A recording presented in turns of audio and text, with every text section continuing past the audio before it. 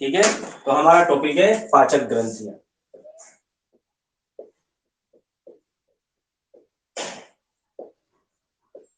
पहले बेटा हम इनको समझेंगे, उसके बाद ही हम इनको लिखेंगे। पहले पूरी तरह से हम समझेंगे कि किस तरह से हमारी ग्रंथियां कहाँ कहाँ पर स्थित होती है, उनके बारे में बात करेंगे। पहले तो हम ये बात करते हैं कि हमारी पाचक ग्रंथियां जो है वो है कितने प्रकार। तो हमारी जो पाचक ग्रंथियां है, एक तो सबसे पहले हम लार ग्रंथि की बात करते हैं। लार ग्रंथि, तो हमारी जो लार होती है उसके लिए बहुत सारी ग्रंथियां होती है। लार ग्रंथियां, इनकी संख्या 3 होती है। वैसे लार ग्रंथियां संख्या में कितनी होती है? 3 होती है। ठीक है, लार ग्रंथियों के बाद हमारे पास होती है अगली ग्रंथि यकृत, जो शरीर की सबसे बड़ी ग्रंथि है।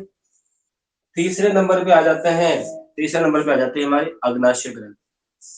कौन सी ग्रंथि? अग्नाशय। ठीक है, इस तरीके से लार ग्रंथियां, यकृत ग्रंथियां और अग्नाशय ग्रंथि, इस तरह से हमारे पास 3 ग्रंथि आती है। पहली ग्रंथि के बारे में हम बात करेंगे, लार ग्रंथि के बारे में। फर्स्ट नंबर पे बात करेंगे लार ग्रंथियां।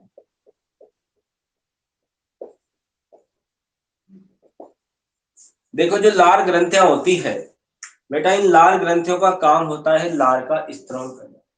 इन लार ग्रंथियों का काम होता है लार का स्त्रवण करना।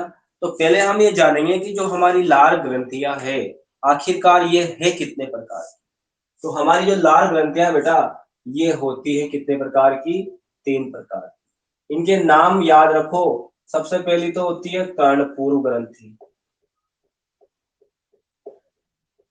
ठीक है ना, 10th में पढ़ लिया है आपने वैसे, है ना, थोड़ा सा। अब यहाँ थोड़ा आगे बढ़ेंगे इससे। कर्णपूर ग्रंथि। दूसरी कौन सी होती है?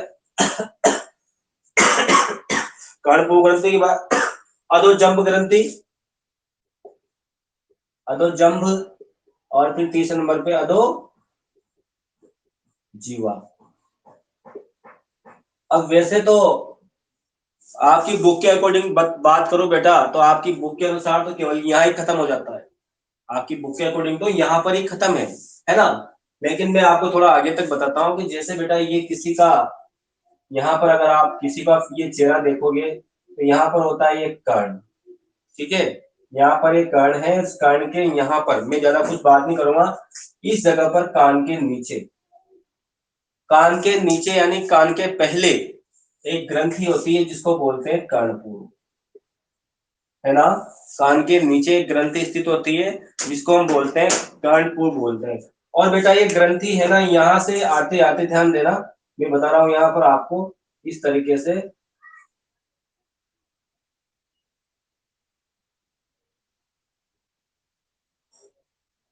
ठीक है, ये ग्रंथि है। ये ग्रंथि यहाँ से जाकर के किस जगह जाके खुलती है? यहाँ से आती है ये ग्रंथि और इस जगह आके खुलती है। कहाँ पे खुलती है ये? मैं आपको बता दूं, जो हमारा दांत होता है ना कृंतक, ये आगे वाला दांत, जैसे हमारे होठ के नीचे यहाँ, यहाँ आकर ये खुलती है। समझ गए? इस जगह आके खुलती है कर्णपूर ग्रंथि। बात समझ रहे हो? इस जगह। तो ये खुलती कहाँ पर है? इसकी ओपनिंग कहाँ पर होती है? तो इसकी ओपनिंग होती है बेटा कहाँ पर? हमारा जो कृंतक दांत होता है ना, वहां आकर ये खुलती है। ठीक है, यहाँ पे आके खुलती है अंदर की तरफ। बात क्लियर है? ये पहली ग्रंथि है हमारी कर्णपूर ग्रंथि। तो बेटा कभी कभी क्या होता है कि ये जो ग्रंथि है ना, इस ग्रंथि में आ जाती है सूजन। जब इस ग्रंथि में सूजन आ जाती है ना, तो ये ग्रंथि हो जाती है बड़ी। जिसको, ये ग्रंथि जब बड़ी हो जाती है तो इस ग्रंथि से एक बीमारी होती है ना। उस बीमारी का क्या नाम है बेटा? उस बीमारी को कहते हैं मम्स। मम्स बोला जाता है। क्या बोलता है बेटा? मम्स बोला जाता है, मम्स। ये इसको इंग्लिश में लिख दूं मैं? तो बेटा समझ रहे हो मेरी बात को? क्या कह रहा हूं मैं कि हमारी जो कर्णपूर ग्रंथि है, वैसे आपकी बुक के अकॉर्डिंग तो यही पढ़ लो आप कि ये यहाँ होती है, बस बात खत्म। लेकिन आगे याद रखो, इससे संबंधित 2 बातें याद रखो, है ना। कर्णपूर ग्रंथि जो है, इससे संबंधित आप 2 बातें याद रखो। पहली बात तो यह याद रखो,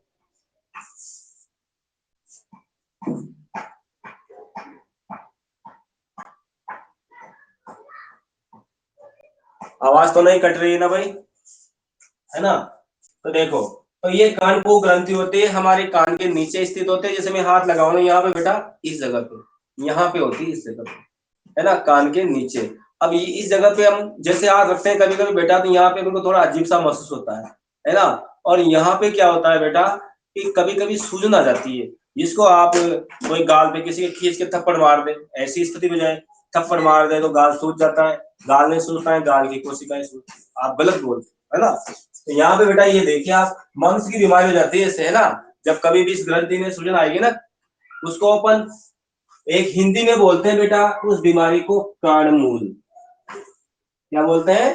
कर्णमूल। तो आपको ऐसे याद रखना है इस बात को कि हमारा जो यहाँ इस बात को लिखोगे नहीं, आप केवल समझोगे, है ना। इसको क्या कहते हैं हम? इसको हम कहते हैं कर्णमूल। ठीक है बेटा, बात क्लियर है ना। पहली वाली ग्रंथि समझ गए ना, कर्णपूर ग्रंथि, किसी को कोई प्रॉब्लम नहीं है ना। कर्णपूर ग्रंथि हमारे कान के नीचे होती है, इससे एक नली निकलती है, यहाँ से एक नली आती है और यहाँ से निकलती हुई और हमारी कृंतक दांत, जो हमारे आगे के दांत होते हैं ना, वहां आके खुलती है। आप देखो कभी कभी हम खाना खाते हैं तो वहां दांतों के नीचे थोड़ा आगे वाले भाग में थोड़ा पानी सा आ जाता है, मुंह में पानी आना वो तो अलग बात है, लेकिन यहाँ पे भी आ जाता है। कर्णपूर बोलते हैं, कान के पहले वाली है। अब अधोजंभ, बेटा जंभ का मतलब क्या होता है? इसका नाम है अधोजंभ, और जंभ का मतलब होता है बेटा जबड़ा। जंभ का मतलब क्या होता है? जबड़ा। और इस जबड़े के नीचे, यानी बेटा इसका मतलब हुआ जबड़ा, हमारा जबड़ा, ये जबड़ा बोलते हैं ना, यहाँ पकड़ते हैं अपन। तो इस जगह पे यहाँ से लेकर यहाँ तक हमारे गालों के नीचे, हम कभी कभी सोचते हैं ऐसे करके, ऐसे हम सोचेंगे तो सोचते सोचते हम हाथ रखेंगे तो बोल लीजिए वही है हमारी अधोजंभ।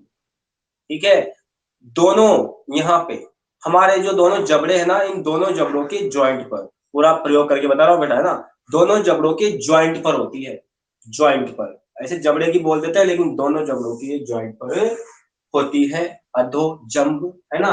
अधो यानी होता है नीचे, अधो यानी क्या होता है बेटा? नीचे। किसके नीचे? जबड़े के नीचे। ये मैं हाथ रख रहा हूं ना, इसके नीचे होती है कौन सी? अधोजंभ। और ये कहाँ खुलती है? ये खुलती है मुख गुहा के फर्श पर, यानी हमारी जीभ के नीचे। जीभ के नीचे क्या, थोड़ा पीछे बगल में हमारी डार होती है ना, डार उसके थोड़े से आगे, यानी होती तो जीभ के नीचे ही है। लेकिन जीभ के नीचे भी आप देखना, कभी कभी कभी आपने गौर नहीं किया, लेकिन मैंने एक बार किया था, पढ़ लिया तो गौर कर लिया कि हमारी जो जीभ को जब हम ऊंचा ऊपर करते हैं, ऐसे उठा करके उसको ऊपर करते हैं, देखते हैं तो वहां पे दो छेद मिलते हैं। वो दो छेद काहे के मिलते हैं बेटा? वो दो छेद मिलते हैं ना, वो किसके मिलते हैं? वो अधोजीवा के मिलते हैं। किसके मिलते हैं? अधोजीवा के। अब उन दोनों छिद्रों के अलावा जो नीचे का भाग है ना, वो मुख गुहा का क्या हो गया? वो मुख गुहा का हो गया बेटा फर्श। क्या हो गया? मुख गुहा का फर्श हो गया। और मुख गुहा के फर्श पर अब मैं बात कर रहा हूं यहाँ पर, जैसे ये हमारे गाल हो गए बेटा, क्या हो गए? ये हमारे गाल है, और हमारे गाल से निकल रही है कहाँ पे? मुख गुहा के फर्श पर। तो ये हो गई हमारी अधो जंब। अब इसके बाद है अधोजीवा, तो वो सिर्फ कहाँ होती है? जीभ के नीचे। अधोजीवा, अधोजीवा का मतलब होता है जीभ, जीभ के नीचे। आपने संस्कृत तो पढ़ी होगी ना 10th में। अधो का मतलब क्या होता है? नीचे होता है। अधि का मतलब क्या होता है बेटा? ऊपर होता है। अधिकरण में पेपर, है ना, ऐसे। तो ये यहाँ की बात कर रहा हूं मैं। तो तीनों मैंने क्लास साथ में बताई, तो आपको समझ में आ गई होगी बेटा कि हमारी लाल ग्रंथियां जो है 3 प्रकार की होती है। कितने प्रकार की होती है? 3 तरह की हमारी लार ग्रंथियां होती है। आप उनको 10th में भी पढ़ चुके हो। इनके द्वारा लारीय रस का स्त्राव किया जाता है, तीनों से मिलकर लारीय रस बनता है। और इस लारीय रस में क्या क्या होता है ये भी हम जानेंगे। ठीक है, साथ में जान लेंगे, क्रिया विधि पढ़ेंगे जबकि बात अलग है। इस लार रस में सबसे पहले होता है श्लेष्मा। क्या होता है? श्लेष्मा। और श्लेष्मा का उत्सर्जन होता है हमारी अधो जबड़े वाली से, है ना। तो याद रखना श्लेष्मा का स्त्रोण होगा। और इस लार में क्या क्या होगा मैं लिखाऊंगा, आपको टेंशन मत लेना, है ना। उसके बाद इसमें होता है जल, पानी भी होगा इसे। साथ में इसमें एक एंजाइम होता है बेटा, जिसका नाम है लाइसोजाइम, और एक होता है यहाँ पर टाइलिन। लाइसोजाइम और टाइलिन एंजाइम जो होता है ना, ये क्या करते हैं? लाइसोजाइम, जैसे बेटा हमने खाना खाया, हाथ नहीं धोए, बिना हाथ धोए खाना खा लिया, अब बिना हाथ धोए खाना खा लिया ना बेटा, तो उसमें क्या हो गए, कीटाणु प्रवेश कर गए। जब आपके खाने में कीटाणु चले गए तो क्या होने वाला है आपको पता है, वो कीटाणु और वो बैक्टीरिया हमारे अंदर जाएंगे और अपने शरीर का सत्यानाश कर देंगे। उस सत्यानाश से बचाने के लिए यहाँ पर एक ही लाइसोजाइम, हमारी लाल ग्रंथियां बेटी करे रुक रुक रुक, कोई दुश्मन आ गया है ना, तो बेटा तुम कुछ भी कर लो, तुम गंदा भी खा लो, तो फिर भी हमारे शरीर में कुछ ना कुछ प्रतिरोध तो है। आपको तो क्या है, आप तो कुछ भी खा लोगे भाई, जो मर्जी है वो खाओ। पहले के जमाने में आपको पता है कि रोटी वगैरह वही हम खाते, यही चलता था। लेकिन यहाँ पर की बात हम कर रहे हैं बेटा, तो यहाँ पर आपको समझना पड़ेगा कि वो जो कीटाणु आ गए उनको मारने का काम की कौन करता है, लाइसोजाइम करता है। कौन करता है, लाइसोजाइम। अब ये याद रख लीजिए बेटा, हमारा शरीर है, हमारा शरीर है तो कोई कूड़ा करकट की दुकान तो नहीं है ना, कि इसमें आप कुछ भी डाल दोगे। बाई चांस बेटा आपने खा लिया ऐसा खाना जो कुछ एसिडिक है, एसिडिक मतलब अम्लीय, ज्यादा खट्टा खा लिया, और ज्यादा खट्टा खा लिया तो हमारे इस लारी रस के अंदर एक और पदार्थ होता है जिसको बोलते हो आप बाइकार्बोनेट। और बेटा बाइकार्बोनेट का मतलब क्या होता है, बाइकार्बोनेट का मतलब होता है क्षार। वो क्षार यहाँ पर इसको उदासीन कर देगा, एसिड को, और फिर अंदर जाएगा। ऐसा ही थोड़ी होता है, हमारे शरीर में चेकिंग होती है बेटा, पहले चेकिंग, चेकिंग होने के बाद ही गाड़ी अंदर जाती है, ठीक है ना, गोल मोल करके भेजा जाता है, बोलस बना के भेजा जाता है उसको। तो इस तरह से ये बात कर रहे थे हम यहाँ पे। और यहाँ पर होता है पोटेशियम आयन, बहुत सारी चीजें होती है लार में हमारे, है ना, बहुत सारी चीजें हमारे लार में होती है। तो ग्रंथियों की स्थिति आपने 10th में भी पढ़ ली है, फिर भी हम इनको लिखने का प्रयास करेंगे, लिख के समझेंगे, ठीक है ना। तो आप स्टार्ट कीजिए, अपनी कॉपी निकालिए, फिर इसके बाद हम अगली ग्रंथि पे बात करेंगे, ठीक है। यहाँ पे किसी को कोई प्रॉब्लम नहीं होनी चाहिए। कर्णपूर कान के पहले, अधोजम जबड़े के नीचे, और अधोजीवा जीभ के नीचे, जीभ के नीचे अधोजीवा, जबड़े के नीचे अधोजम, कान के नीचे कर्णपूर, कान के नीचे कर्णपूर, जबड़े के नीचे अधोजम। इनके इंग्लिश में भी नाम आप अगर लिखना चाहो तो लिख लेना, मैं लिखा दूंगा साथ में। जो कर्णपुर होती है उसको बोलते हैं बेटा पेरोटिड, क्या बोलते हैं, पेरोटिड कहते हैं, क्या कहते हैं, पेरोटिड, ठीक है। तो और अधोजम होती है उसको बोलते हैं हम सब मैंडिबुलर, सब मैंडिबुलर। और अधोजीवा को क्या कहते हैं, अधोजीवा को बोलते हैं सबलिंगुअल, ठीक है। इसके बारे में हम लिखते हैं, और लिखने से ही आपको लगेगा, देखो थोड़ा सा, ठीक है। तो हेडिंग डाल लीजिए पाचक ग्रंथियां, और पाचक ग्रंथि में तीनों नाम लिख लो, लाल ग्रंथियां, यकृत और अग्नाशय, ये नाम लिख लो पहले आप।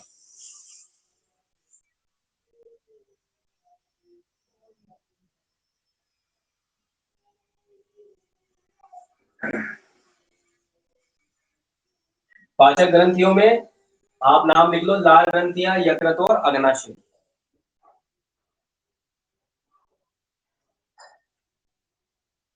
लाल ग्रंथियां, यकृत, अग्नाशय।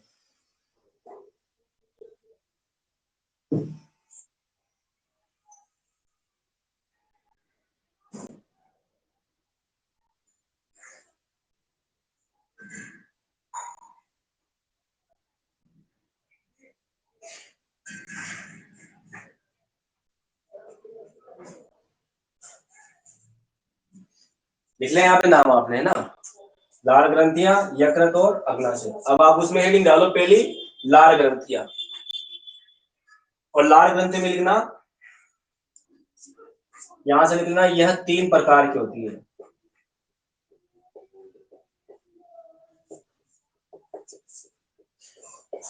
यह 3 प्रकार की होती है, लाल ग्रंथि में लिखना, यह 3 प्रकार की होती है।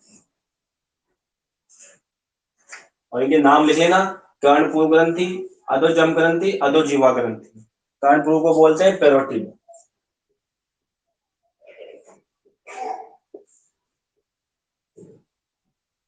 अधोजम को बोलते हैं सब मैंडिबुलर, थोड़ा दूसरी बार लिखता हूँ, सब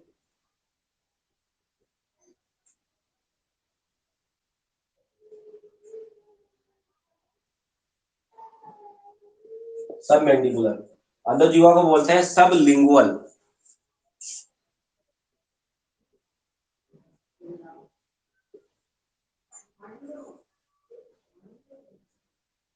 सब लिंगुअल। मैं दूसरे विषय में इसलिए लिख रहा हूँ, किसी को दिखने में समस्या नहीं है, दिखने में सब लिंगुअल। नाम लिख लो तीनों के। और पहली ग्रंथि पढ़ेंगे हम जिसका नाम है कर्णपूर्व या पैरोटिड।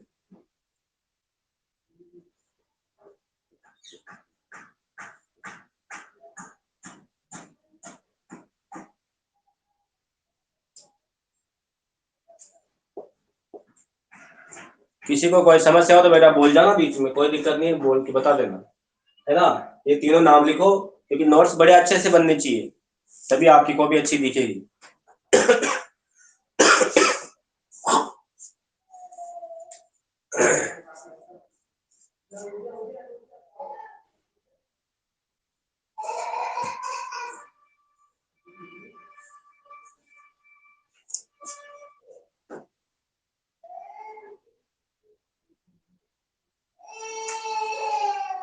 ये आपने 3 लिखा ना, 3 + 3 लिखना है, एक ही साइड की बताई मैंने आपको, 3 इधर होती है 3 इधर होती है, जैसे 3 जोड़ी होती है, 3 + 3 लिख लेना, नहीं लिखना चाहो तो 3 जोड़ी कर लेना।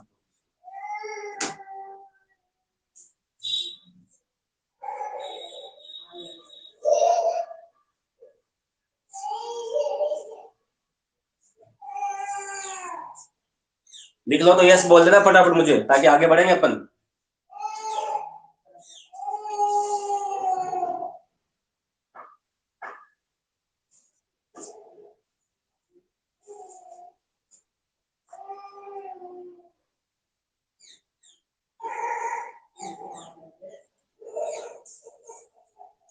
चीजें लिख लिया आपने, अब पैरोटिड में लिखेंगे। पैरोटिड में क्या लिखेंगे बेटा, देखना, जो पैरोटिड ग्रंथि होती है तो लिखेंगे इसमें, यह सबसे बड़ी, यह सबसे बड़ी, यह सबसे बड़ी कान के नीचे, देखो इसमें, यह सबसे बड़ी कान के नीचे स्थित होती है, यह सबसे बड़ी कान के नीचे स्थित होती है, ये सबसे बड़ी कान के नीचे स्थित होती है तथा, सबसे बड़ी कान के नीचे होती है तथा हमारे कृंतक, हमारे कृंतक दांतों के समीप खुलती है, हमारे कृंतक दांतों के समीप खुलती है, ये हमारे कृंतक दांतों के समीप खुलती है। ठीक है, कहां पे खुलती है, हमारे कृंतक दांतों के समीप खुलती है। तो यहाँ नोट लिखना इसमें,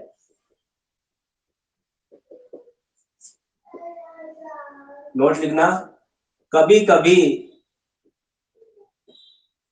कभी कभी वायरस, कोरोना वायरस नहीं, कभी कभी वायरस के संक्रमण के कारण यह ग्रंथि,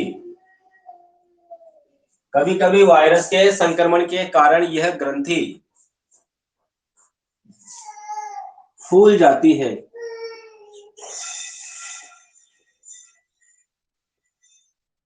जिसे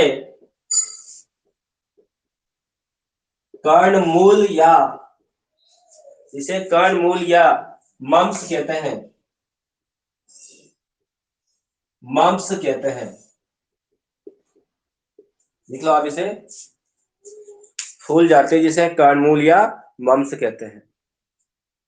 ठीक है, ये बड़ी, सबसे बड़ी कान के नीचे तथा हमारे कृंतक दांतों के समीप खुलती है, कभी कभी वायरस के संक्रमण के कारण ये ग्रंथि फूल जाती है, जिसे कर्णमूल कहते हैं, और इसमें दर्द होता है भाई, है ना, तो ये दर्द की स्थिति होती है, तो इसे कर्णमूल या मम्स कहा जाता है। ठीक है बेटा, ये हो गया आपकी कर्णपूर्व। उसके बाद नेक्स्ट हेडिंग डालो नंबर 2, अधोजंब, अधोजंब या फिर सब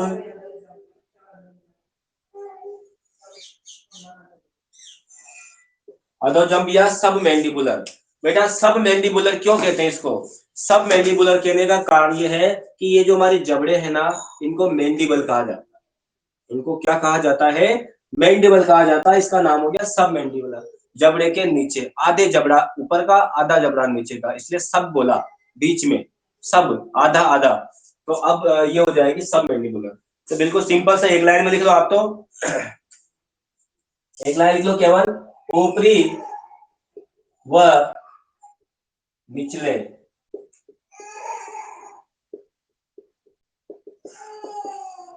ऊपरी व निचले जबड़े के जोड़ पर स्थित, ऊपरी व निचले जबड़े के जोड़ पर स्थित होती है। ऊपरी व निचले जबड़े के जोड़ पर स्थित होती है। ठीक है, ऊपरी व निचले जबड़े के जोड़ पर स्थित होती है। तो ये होगी बेटा हमारी अधोजंब। और तो ज्यादा कुछ याद नहीं रखना, खुद ही कहा ये जरूर लिख लेते हैं। तो आगे लिखना, यह मुख गुहा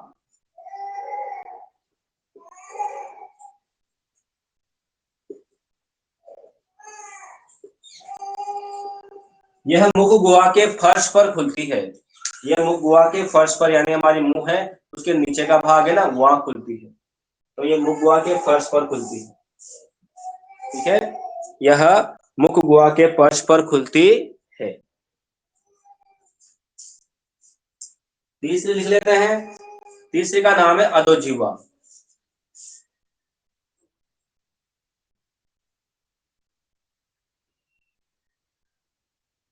अधोजीवा को बोलते हैं सबलिंगुअल। इसको क्या बोलते हैं? सबलिंगुअल। सबलिंगुअल।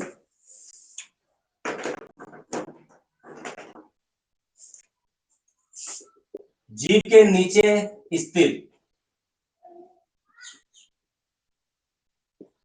जीभ के नीचे स्थित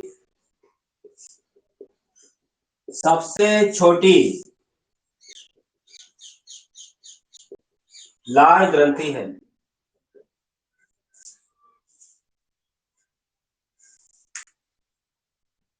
तो याद रखना बेटा, सबसे बड़ी तो कौन सी है? कान की। और सबसे छोटी कौन सी है? अधोजीवा, है ना? ये याद रखना। तो आपको ज्यादा कुछ समझना नहीं है। जीभ के नीचे स्थित सबसे छोटी लाल ग्रंथि होती है। जीभ के नीचे स्थित सबसे छोटी लाल ग्रंथि होती है। ठीक है, तो बेटा आपको सारी की सारी लाल ग्रंथियां समझ में आई होगी। उम्मीद है मुझे कि आप इनमें अटकोगे नहीं, आपको आसानी से याद हो जाएगी। फिर रिवीजन करा देता हूँ फिर से दोबारा से। सबसे कान के पास कर्णपुर, ठीक है, सबसे बड़ी है। कहाँ खुलेगी? दांत के यहाँ। कहाँ खुलेगी ये? दांत के यहाँ, है ना? उसके बाद दूसरी जबड़े वाली। जबड़े वाली कहाँ खुलेगी? जबड़ों के ज्वाइंट में, यहाँ, है ना? यहाँ से स्त्राव निकलते आप देखो, कभी कभी आपके दाढ़ के आसपास पानी पानी सा हो जाता है, वही तो है। उसके बाद जीभ को ऊपर करोगे, ऐसे उठाओगे ऊंची, उसके नीचे दो छिद्र दिखेंगे आपको। तो दो छिद्र किसके हैं? अधोजीवा के। सबसे छोटी अधोजीवा, है ना? अब इनके द्वारा एक पदार्थ का स्त्राव किया जाता है जिसको हम क्या बोलते हैं? लार बोलते हैं। क्लियर? क्लियर नहीं है?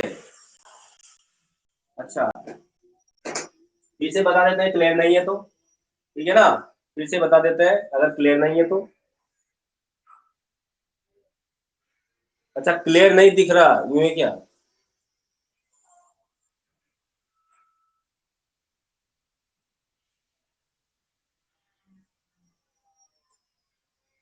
ये लिख तो लिया ना आप लोगों ने? थोड़ा सा क्या है, थोड़ी सी नेटवर्क की बीच बीच में आती है बेटा। बीच बीच में से क्या हो जाता है, जो नेटवर्क होता है ना, थोड़ा सा गड़बड़ हो जाता है ना? बीच बीच में से कभी कभी नेटवर्क क्या हो जाता है, गड़बड़ हो जाता है। इसलिए मुझे थोड़ा सा यहाँ पता नहीं लग पाता, इसलिए कर दिया करो। मैं रुक जाऊंगा थोड़ी देर, कोई दिक्कत नहीं, अपन 10 मिनट ज्यादा पढ़ लेंगे। अब थोड़ा क्लियर है कि बताओ, देखें।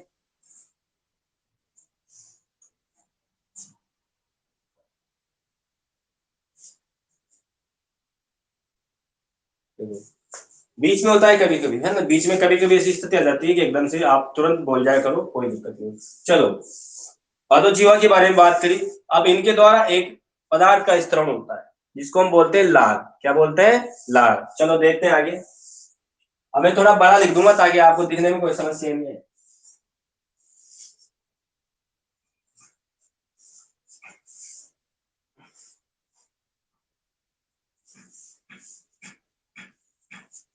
देखिए, बात करते हैं अपन लार की। पहले लिखना नहीं, किसी को समझना है। लार की बात करते हैं। इनके द्वारा एक पदार्थ का स्त्राव होता है जिसे हम क्या कहते हैं? लार कहते हैं। क्या कहते हैं? लार। और उस लार में क्या क्या होता है मैंने बताया आपको। दो तो क्या होते हैं लार में? एंजाइम होते हैं। एक एंजाइम तो कौन सा होता है? टाइलिन होता है। मैं आपको बार बार रिपीट इसलिए कराता हूँ कि याद हो आपको। एक तो होता है हमारे पास एंजाइम जिसका नाम है टाइलिन, और एक का नाम है लाइसोजाइम। ये दो प्रकार के एंजाइम होते हैं। ये इनके द्वारा क्या किए जाते हैं? स्त्राव किए जाते हैं। ठीक है। तो लार के द्वारा क्या क्या चीजें स्त्राव की जाती है देखो।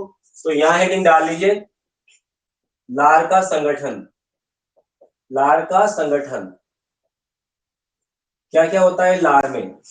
ठीक है, लार का संगठन।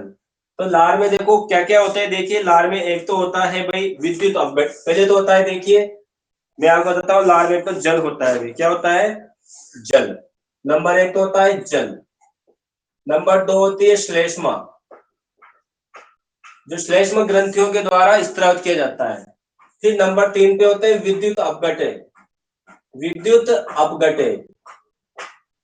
विद्युत अपघटे जानते हो आप लोग? विद्युत अपघटे वो होते हैं जो क्या करते हैं, जिनके ऊपर चार्ज होता है, चाहे धनावेश हो चाहे क्या हो ऋणावेश। तो इसमें कितने तरह के विद्युत अपघटे मिलते हैं बेटा लार में? एक तो मिलता है सोडियम आयन। क्या मिलता है? सोडियम मिलता है। और एक मिलता है यहाँ पर पोटेशियम। Sodium potassium chloride. तीन हो गए। सोडियम हो गया, पोटेशियम हो गया, क्लोराइड हो गया, और क्या हो गया?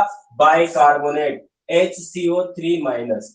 अब इन विद्युत घटियों का काम क्या होता है बेटा? ये जो विद्युत अपघटे होते हैं ना, ये जल का अपघटन कर देते हैं। जो भी भोजन आता है उसको तोड़ देते हैं, टुकड़ों में कर देते हैं। कैसे अपघटन करते हैं? क्या आपको होता है, जैसे आपके कोई करंट लगा दे तो आपके जो जितने यानी किसी जीवित व्यक्ति में अगर पानी में या किसी में अपन करंट लगाते हैं तो उसके इलेक्ट्रॉन तेज गति से गति करते हैं। तेज गति से गति करने का मतलब यह है, जैसे मान लो आपको 50 आदमियों को एक कमरे में बंद कर दिया जाए, मकान में बंद कर दिया जाए, आग लग जाए तो क्या होगा?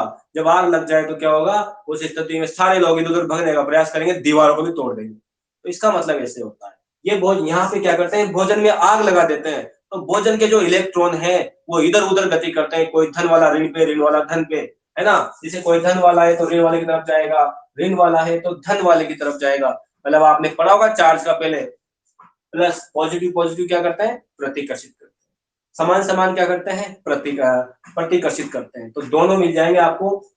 अगर प्लस और ऋण है तो प्लस ऋण की तरफ जाएगा, ऋण प्लस की तरफ जाएगा। इस तरह से हमारा भोजन टूटता है। तो विद्युत अपघट्य होते हैं विद्युत अपघटन। विद्युत अपघटन का मतलब होता है कि विद्युत के द्वारा अपघटन करना। और ये जो है, ये चारों के चारों क्या करते हैं? हमारे भोजन में विद्युत अपघटन करते हैं। और इस में काम करता है कौन? जल। और यहाँ पे होती है श्लेष्मा। श्लेष्मा भोजन को लसलसा बनाती है। श्लेष्मा का काम क्या है? लसलसा बनाना। क्या बनाना? लसलसा बनाना। ये लिखना नहीं है, अपन को समझना है क्यों, है ना। आपके कोर्स में इतना ही बेटा, है ना।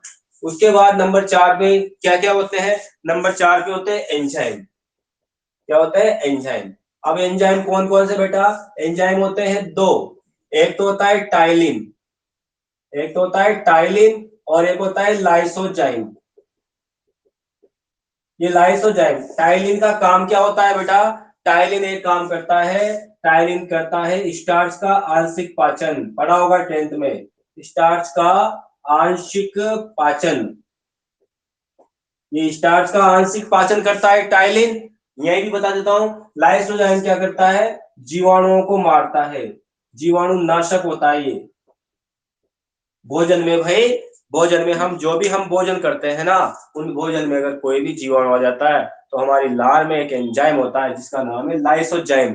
ये लाइसोजाइम उन जीवाणुओं का पाचन कर देता है, उनको मार देता है और खा जाता है, खत्म कर देता है। अगर कुछ बच जाए तो फिर वो चले जाते हैं हमारे हाथ में, वहां उनका पाचन होता है, वहां भी ये एंजाइम होता है। तो याद रखना बेटा, ऐसे कैसे लिख लो आप फटाफट इनको। लार का संगठन हेडिंग डालो, और लार का संगठन हेडिंग डाल के इसको ऐसा कैसा लिख लो फटाफट।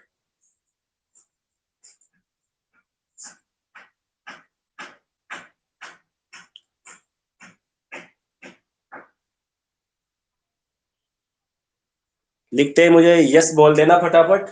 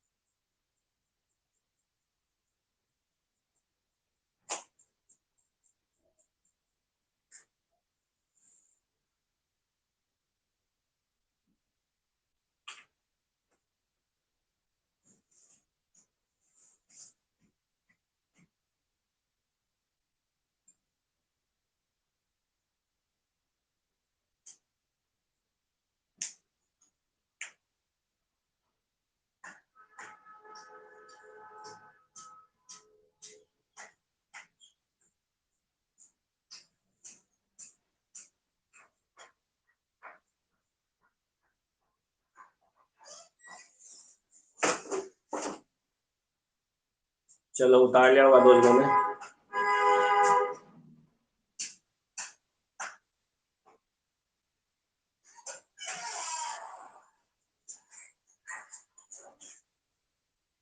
उतर गया। चलो देखो ये लार का संगठन है बेटा, है ना। ये मैं बाद में पढ़ा था, मैंने पहले ही साथ में करा दिया लार का संगठन। तो लार में क्या क्या होता है यार, रखना किनका क्या क्या काम है। जल का काम है भोजन को घोलना, घोल देगा। श्लेष्मा का काम क्या है, लसलसा बनाना, है ना, चिकना बनाना। विद्युत अपघटन का काम क्या है, भोजन के अणुओं का अपघटन करना। और लाइफ एंजाइम का काम है इन अपघटन क्रिया में सहायता करना, है ना।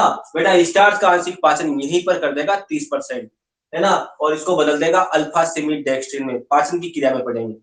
लाइसोजाइम का काम होता है भोजन में अगर कोई जीवाणु गलती से आ भी गया ना, तो गलती से कोई जीवाणु आ गया तो उस गलती से जीवाणु को क्या कर देंगे हमने, नष्ट कर दिया जाएगा। ठीक है, चलो हम आगे बढ़ते हैं। हमारी एक पाचन ग्रंथि कंप्लीट हुई बेटा लार। अगर किसी को कोई समस्या हो तो बताओ। लार में कोई समस्या आप लोगों को, मैंने थोड़ा एक्स्ट्रा ही बताया आपको। अभी थोड़ी देर में पूरा हो जाता किताब का, तो है ना। थोड़ा आप एक्स्ट्रा ज्ञान रखो बेटा, एक्स्ट्रा रखोगे तो आगे बढ़ जाओगे, है ना। अब हम आगे बढ़ना चाहते हैं, है ना। और आगे बढ़ के हम पढ़ेंगे लीवर। अगली ग्रंथि हमारी लीवर। लीवर के बारे में आप समझिए। इसको हटा देता हूं मैं, लार आपके पूरा हो ही चुका है। लिख लिया होगा वैसे, मिटा देता हूं मैं।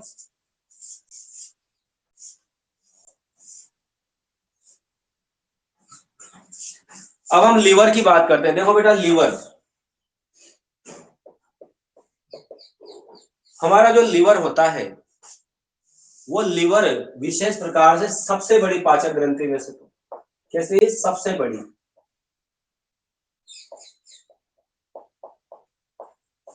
हाँ यहाँ पर एक क्वेश्चन आता है कि हमारे शरीर की सबसे बड़ी पाचक ग्रंथि कौन सी है। ज्यादातर आंसर आता है बेटा लीवर। क्या आंसर आता है, लीवर, है ना। तो ये आप याद रखना, इसको सबसे बड़ी पाचक ग्रंथि हमारी कौन सी होती है, लीवर। लेकिन ये बहिस्त्रावी ग्रंथि, कौन सी ग्रंथि है, बहिस्त्रावी। तो ये सब, और अंतःस्त्रावी में हम थायराइड की बात करते हैं, किसकी बात करते हैं, थायराइड की। तो लीवर सबसे बड़ी पाचक ग्रंथि है। और ये जो होती है, अगर आप देखोगे इसका भार कितना है, ऐसे पता लग जाएगा आपको कि ये 1.5 किलो के बराबर होता है। कितना होता है, 1.5 किलो। ये 2.25 से, इसका वेट अगर भार की बात करें बेटा, इसका भार होता है 1.2 किलोग्राम टू 1.5 किलोग्राम, अर्थात ये लगभग 1.5 किलो का होता है। और कहाँ पे होता है बताओ, किसी को पता हो तो कहाँ होता है। याद रखना, अगर हमारा लेफ्ट साइड है ना, लेफ्ट साइड पे तो होता है हमारा आमाशय। हम हाथ रखते हैं ना अपने पेट पे, पेट पे जहाँ पे मांस रखते हैं, जहाँ पे हमारी नाभि होती है उसके आसपास की बात करते हैं, तो वहां पर स्थित होता है ये। और ठीक नीचे स्थित होता है भैया रखना, ये हमारे उदर में। कहाँ पे होता है ये, हमारे उदर में ठीक नीचे स्थित होता है, इसलिए याद रखना ये। और इसकी बात करते हैं, अब इसमें संरचना बना के बताता हूं मैं आपको कैसा दिखता है हमारा यकृत। देखो ये हमारा यकृत है इस तरीके से। चलो मैं दूसरा ही डायग्राम बनाता हूँ आपको समझने वाला। यहाँ पर हम बनाते हैं पहले डायग्राम, सबसे पहले एक डायग्राम बनाते हैं। सबसे पहले हम यहाँ पर इस तरीके से ये हमारा पित्ताशय होता है। यहाँ पर एक पाली होती है, और इसके अलावा मैं बता रहा हूँ, देखिए इस साइड पे एक पाली हो गई,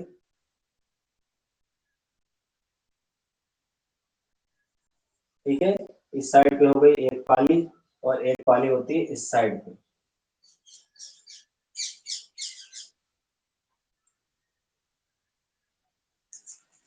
डायग्राम को ध्यान से समझना है ना।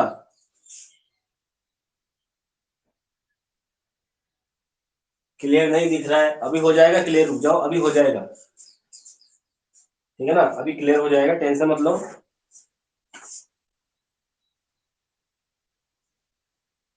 अभी मैं डायग्राम बताता हूँ, हो जाएगा क्लियर।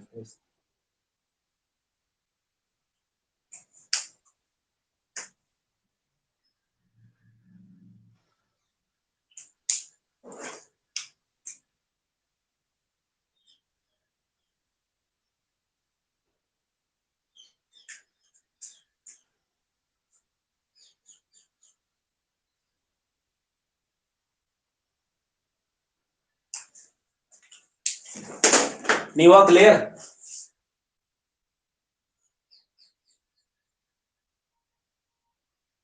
हो गया यार क्लियर अब तो।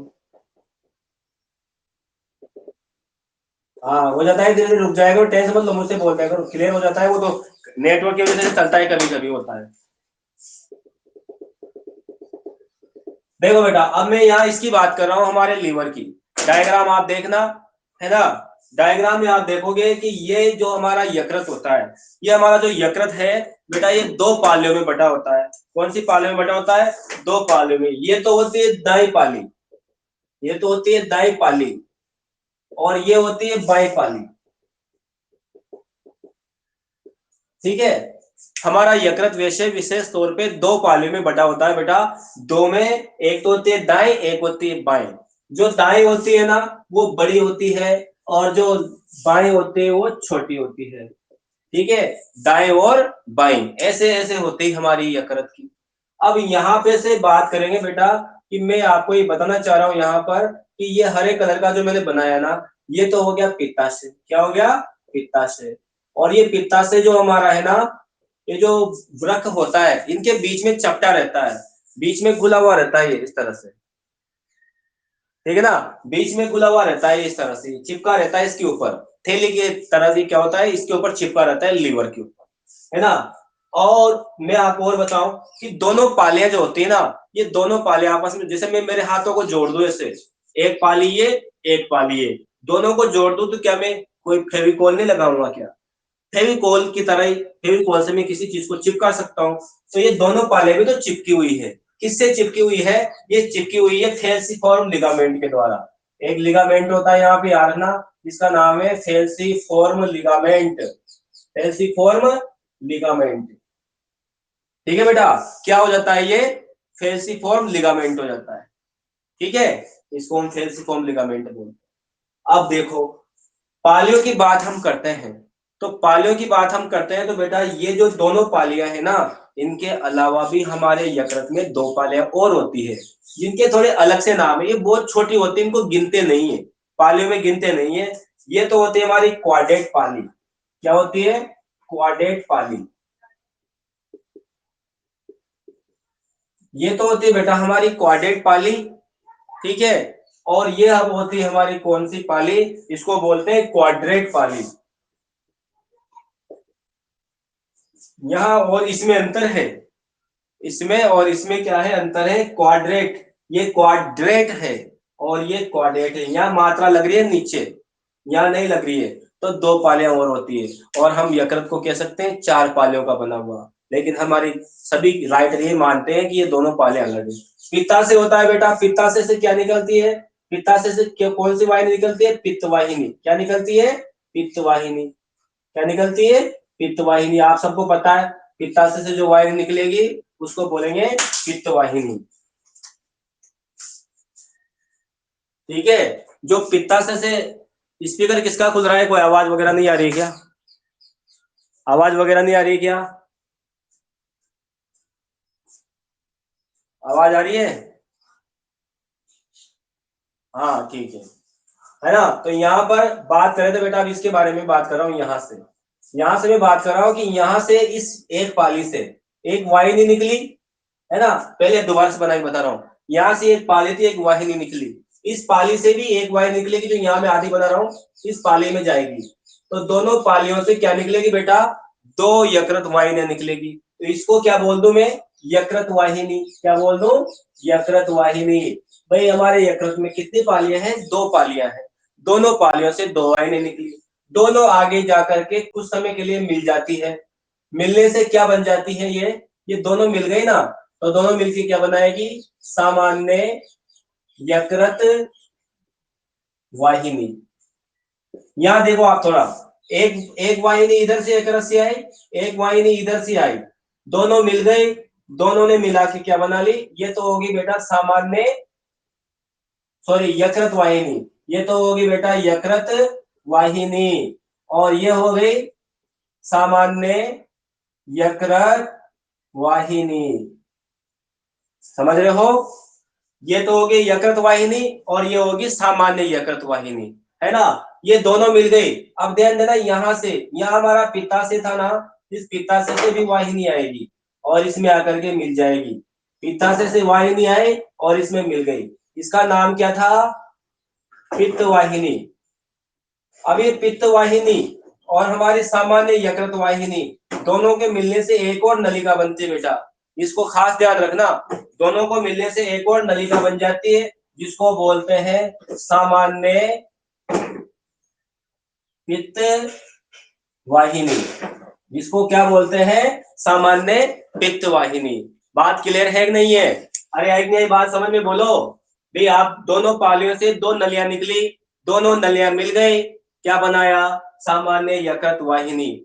अब सामान्य यकृत वाहिनी बन गई है एक नलिका, इधर से आएगी पित्ताशय से एक और नलिका। देखो यहाँ से नलिका आ रही है और इसमें आके मिल गई, इसमें आके मिलने के बाद क्या हुआ, यहाँ से भी एक नली निकलेगी, जिसको हम क्या बोलेंगे, सामान्य, क्या बोलेंगे, यहाँ लिख देता हूँ मैं इस जगह पे, इसको थोड़ा, हाँ ठीक है, यहाँ पे मैं लिख देता हूँ, ये वाली जो नलिका है बेटा, ये वाली रेड कलर से बना रहा हूँ, रेड पेन से, ये वाली है, इसको कहेंगे हम सामान्य पित्त वाहिनी।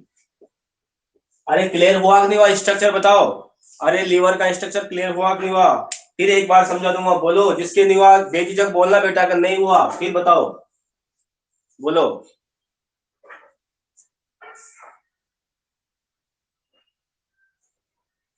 अगर एक भी बच्चे को प्रॉब्लम है तो फिर बताता हूं मैं आपको, फिर समझना। एक बार फिर रिपीट करता हूं, चलो सबके लिए। हमारे यकृत में दो पालियां, कितनी पालियां, दो पालियां। दो पालियां और है जिनको गिनते नहीं है ना। दो पाली, एक पाली दाएं पाली, एक पाली बाएं पाली। दाएं पाली और बाएं पाली बेटा जुड़ी होती है, किसके द्वारा जुड़ी होती है, एक लिगामेंट होता है जिसको बोलते हैं फेल्सीफॉर्म लिगामेंट। ये बीच के बना रहा हूं मैं यहाँ पे, ये बीच का जो स्ट्रक्चर है, इस बीच के स्ट्रक्चर को क्या कहते हैं, फेल्सीफॉर्म लिगामेंट। इस फेल्सीफॉर्म लिगामेंट के द्वारा हमारा लीवर जुड़ा होता है बेटा, लीवर जुड़ा हुआ है ना। ये जोड़ दिया, फेविकोल, फेविकोल जैसा जोड़, ऐसा समझ लीजिए। ये फेल्सीफॉर्म लिगामेंट होता है, फेल्सीफॉर्म लिगामेंट के द्वारा हमारी पालियां जुड़ी रहती है।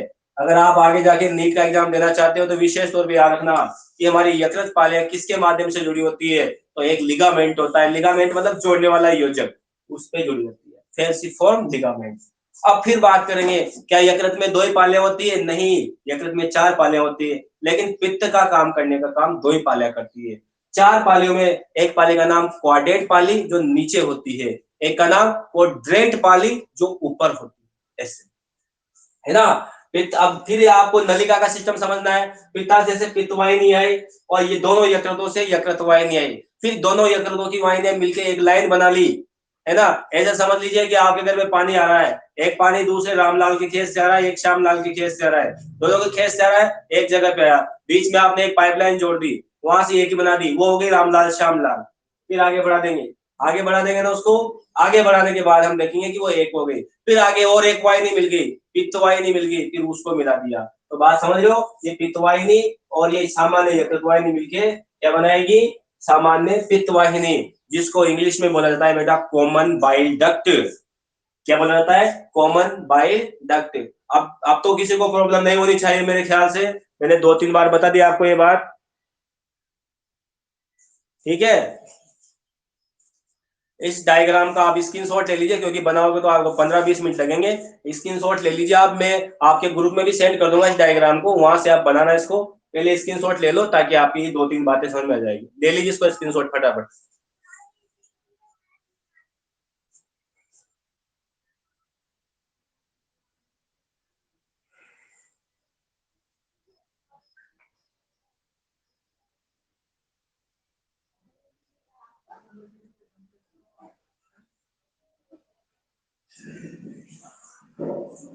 ले लिया स्क्रीनशॉट। और इसके लिए आप है ना, लीवर जहाँ पे लीवर में आपने कुछ लिखा नहीं है वैसे, तो सबसे पहले आप डायग्राम बनाना बेटा, है ना, सबसे पहले डायग्राम बनाना है आपको। और यकृत के बारे में फिर आपको समझाऊंगा अभी, अभी वो टेंशन नहीं लीजिएगा आप लोग। तो ये बात क्लियर होगी ना, आपके समझ में आ गया ना, है ना। क्या यही बनाना चाहते हो, बोलो। बनाना चाहते हो तो अभी बना लो, आपके सामने बोर्ड पे बन जाएगा हाथों हाथ। ये वाला डायग्राम बना लो फटाफट, बन जाएगा, बनाओ आप तो हाथों हाथ बना लो। चलो स्क्रीनशॉट तो ले लिया आपने, फिर भी बना लो जो बनाना चाह रहा है।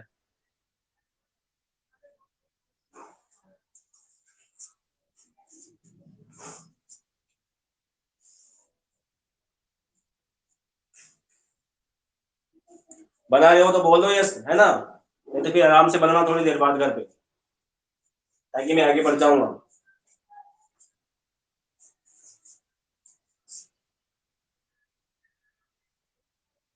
बनाओ भाई बनाओ।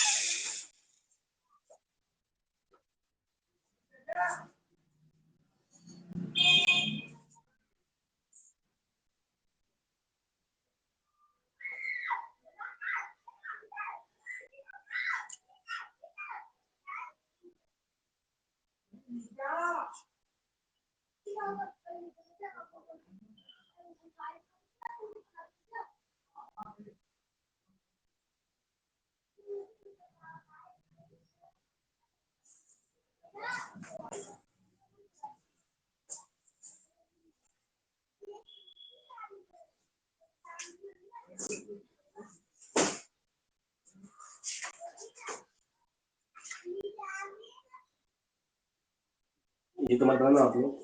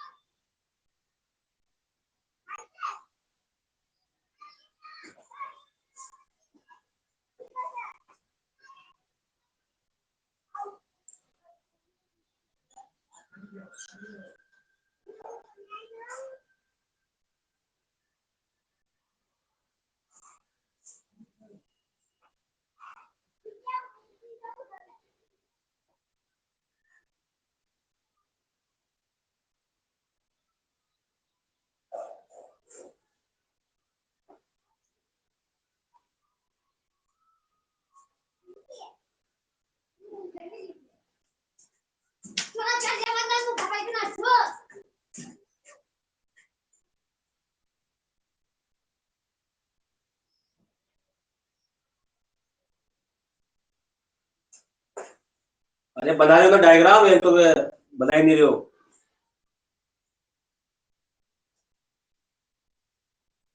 हाँ बनाओ बनाओ।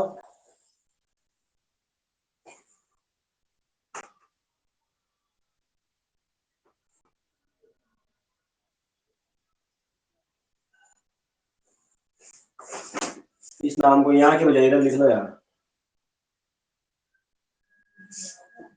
इसको इधर निकालो यहाँ से।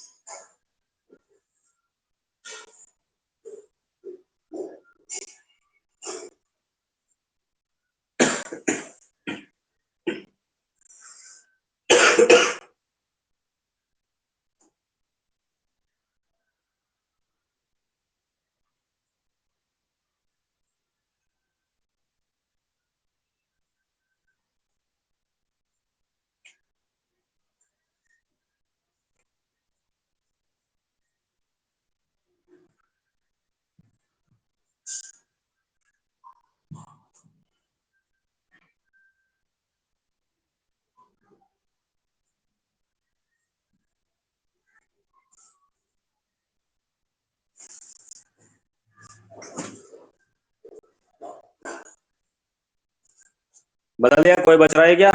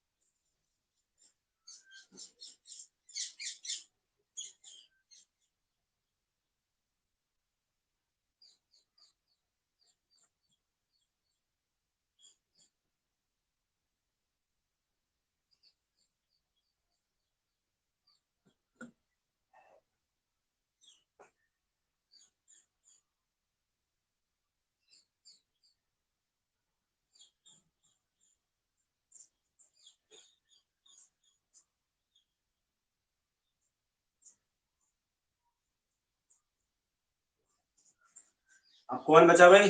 हो गया सबके?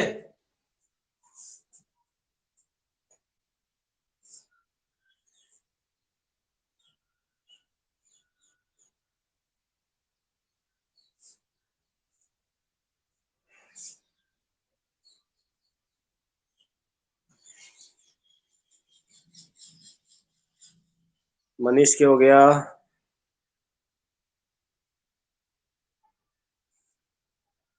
योगेश बना रहा है अभी।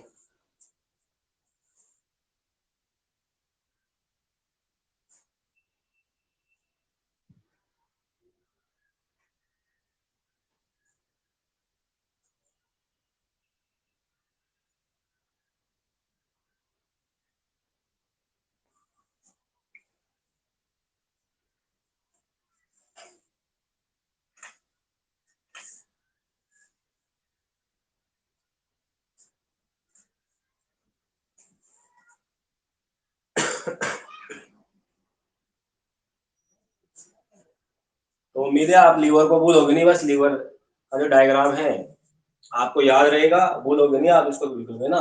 याद भूलना भी नहीं है, क्योंकि अभी पढ़ना है इसको कल। अभी तो आज तो डायग्राम हो गया, मैंने ठीक है डायग्राम हो जाता है, कल लिखने का भी काम रहेगा इसका, बहुत सारा लिखना है इसके बारे में।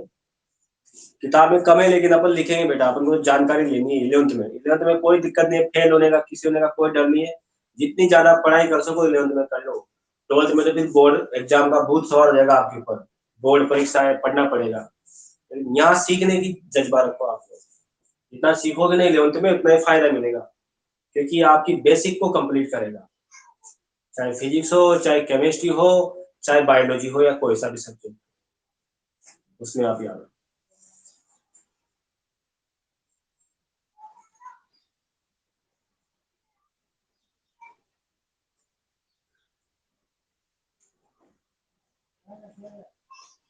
ठीक है भाई, हो गया सबके डायग्राम? बोलो, क्लास को बंद वो करेंगे फिर, बोलो। सबके हो गया हो तो बोलो डायग्राम।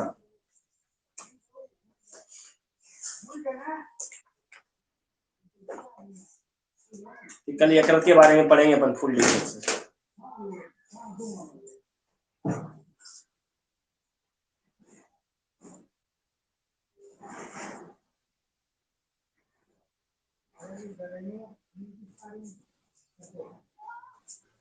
ठीक है बेटा, आज की क्लास में इतना ही है, और इसको जो जो भी पढ़ाता हूँ इसका टेस्ट भी होगा आपके, और आप तैयारी भी करते रहिए। जैसे ये पार्ट समाप्त होगा आपका टेस्ट होगा, है ना। हो सकता है आपका टेस्ट कानपुर में ले लिया जाए किसी जगह पर, है ना।